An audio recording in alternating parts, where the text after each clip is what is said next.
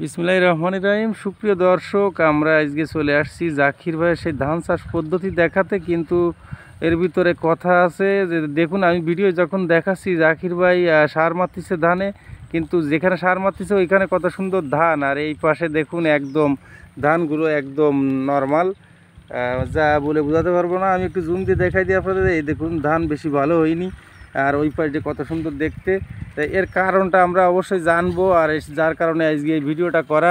আসসালামু আলাইকুম জাকির ভাই। ওয়ালাইকুম আসসালাম। ভাই, আপনার ধান তো অন্য অন্য জমিতে খুব সুন্দর, কিন্তু এই ঘেরটার ভিতরে ধানগুলো এত খারাপ হওয়ার কারণ কি ভাই? আরে ভাই, বিপদ হয়ে গেছে। এই ধানে পাতা ফেলতে দিছিলাম এই জায়গায়। হ্যাঁ, পাতা ফেলতে দিয়ে এখন সেই যার ইচ্ছা মতন পাতা তুলেছে, তুলে নিয়ে গেছে। এখন সেই শেষ বেলায় রুটি এসে এই যে এখন যে অবস্থা, ওই পাশের ধান আমার জমের ধান দাঁড়াইছে, আর এইদিকে ধান আমার কি অবস্থা। মানে এই যে পাতো অন্য মানুষের ফেলতে দিচ্ছেন আপনার জমিতে, কাটা কত করে দেয় ওরা?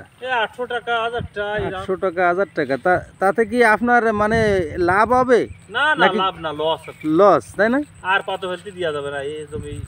মানে 1000 টাকা সর্বোচ্চ ধরলাম কাঠা দিছেন, পাইছেন আপনি। হ্যাঁ, কিন্তু আপনার তো আসলে অনেক ধান হতো এই জায়গায়। ধান তো অনেক ধান তো, সেই ধানগুলো তো হবে না, তাই না? তাহলে এক কথায় আপনার নিজের জমিতে অন্যকে টাকার বিনিময়ে পাতা বলতে দেওয়া লস, তাই তো? লস। আর এই ধান বানাতে গেলে আমার এই যে পরিমাণ খাটনি আছে এর পিছনে, ধান হবে কিন্তু খাটনি, ধান হবে কিন্তু সেই আসল সেরকম ধান হবে না, তাই তো? যতই আপনি সার মারেন না কেন, সেই অরিজিনাল যে জমিতে যে এই পাশে যত সুন্দর ধান হয়েছে ওই রকম ধান আর হবে না এই জমিতে, তাই তো? এক কথায় নাবি পড়ে গেল, তারপরে আবার জমির উর্বর ক্ষমতা মানে নষ্ট হয় নাকি পাতা ফেলতে দিলি। হ্যাঁ ঠিক, তার মূল কারণ মনে হয় ওই জায়গায় পাতা ফেলার পরেই তো প্রচুর সার মারা হয়, তাই না?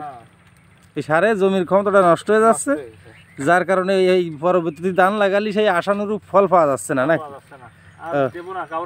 হ্যাঁ ঠিকই আছে। দর্শক, আমরা জাকির ভাইয়ের সাথে কথা বলতেছিলাম, আর আজকে ভিডিওর মূল উদ্দেশ্য ছিল যে জাকির ভাই তার এই গেরের জমিটায় কয় কাঠা ভাই? এটা 8 কাঠা জমিতে অন্য মানুষকে 1000 টাকা কাঠার বিনিময়ে পাতো ফেলতে দিছিল, কিন্তু দেওয়ার কারণে তার এই জমি ধান লাস্টে পরিশেষে লাগানোর পরে ধানের বেশি একটা ফলন ভালো হচ্ছে না।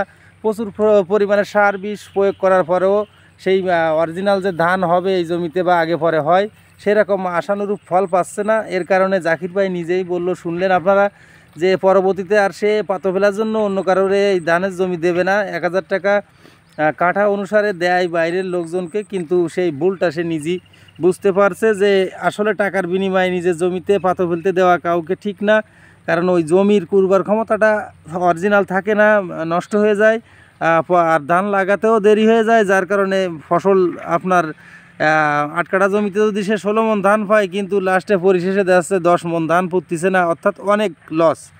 তো দর্শক, ভালো থাকুন। ভিডিওটি কেমন লাগলো কমেন্ট বক্সে লিখবেন, আর চ্যানেলটি সাবস্ক্রাইব করে সঙ্গে থাকবেন যদি নতুন হন আপনি। আর পুরাতন যারা আছেন তাদেরকে অনেক অনেক ধন্যবাদ আমাদের চ্যানেলের ভিডিও দেখার জন্য।